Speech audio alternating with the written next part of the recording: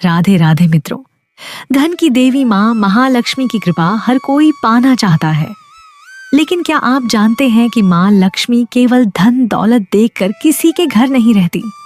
वे उस स्थान को अपना निवास बनाती हैं जहाँ धर्म, सत्य, सेवा और संतोष का वास होता है। आज हम आपको ऐसी ही एक प्रेरणादायक कथा सुनाने जा रहे हैं।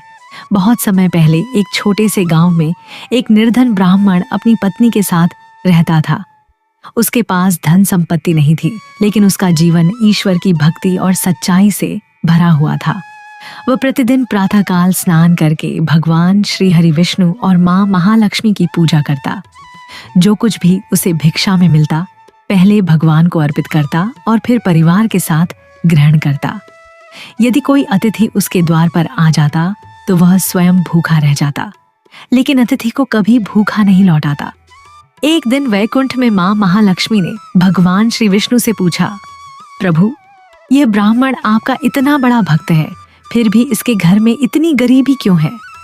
भगवान विष्णु मुस्कुराए और बोले, देवी, आज आप स्वयं जाकर इसकी परीक्षा लीजिए। माँ लक्ष्मी ने एक साधारण वृद्धा का रूप धारण किया और संध्या के समय उस ब्राह्मण के द्वार पर पहुंची। उन्होंने धीरे से कहा, बेटा, मैं बहुत दूर से आई हूँ, कई दिनों से भूखी हूँ। यदि कुछ भोजन मिल जाए तो बड़ी कृपा होगी। ब्राह्मण ने आदरपूर्वक उन्हें घर के भीतर बैठाया। उसने अपनी पत्नी से भोजन लाने को कहा। पत्नी की आंखों में आंसू आ गए। उसने कहा, आज घर में केवल 2 रोटियां हैं, यदि इन्हें भी दे देंगे तो हम दोनों भूखे रह जाएंगे।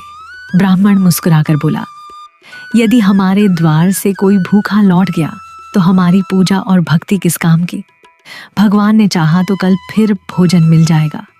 उसने दोनों रोटियां वृद्धा के सामने रख दी। वृद्धा ने प्रेम पूर्वक भोजन किया और उन्हें आशीर्वाद देकर चली गई। उस रात ब्राह्मण और उसकी पत्नी बिना भोजन किए सो गए, लेकिन उनके चेहरे पर कोई चिंता नहीं थी। उन्हें पूरा विश्वास था कि भगवान उनकी रक्षा अवश्य करेंगे। अगली सुबह जब दोनों पूजा करने बैठे, तभी पूरे घर में दिव्य प्रकाश फैल गया। सुगंधित पुष्पों की वर्षा होने लगी। उनके सामने माँ महालक्ष्मी अपने दिव्य स्वरूप में प्रकट हुई। ब्राह्मण और उसकी पत्नी भाव विभोर होकर उनके चरणों में गिर पड़े। माँ लक्ष्मी ने कहा, वत्स, कल जिस वृद्धा को तुमने भोजन कराया था वह मैं ही थी। तुमने अपनी भूख से पहले अतिथि की भूख मिटाई।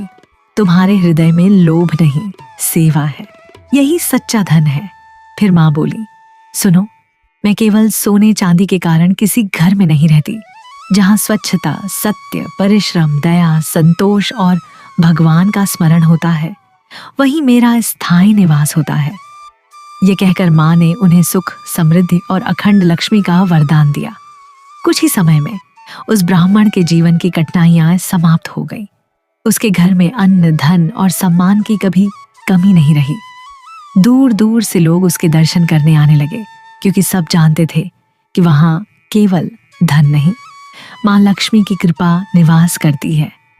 इस कथा से हमें यही शिक्षा मिलती है कि माँ लक्ष्मी की कृपा पाने के लिए केवल धन की इच्छा पर्याप्त नहीं है।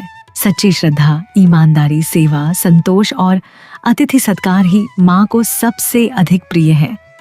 यदि आपके घर में भी प्रेम, स्वच्छता, सदाचार और भगवान का स्मरण रहेगा तो माँ लक्ष्मी की कृपा अवश्य बनी रहेगी। जय माँ महालक्ष्मी। यदि आपको यह कथा पसंद आई हो तो वीडियो को लाइक करें, अपने परिवार और मित्रों के साथ साझा करें और ऐसे ही दुर्लभ पौराणिक प्रसंगों के लिए हमारे चैनल को सब्सक्राइब करना न भूलें। जय श्री हरि। जय माँ महालक्ष्मी।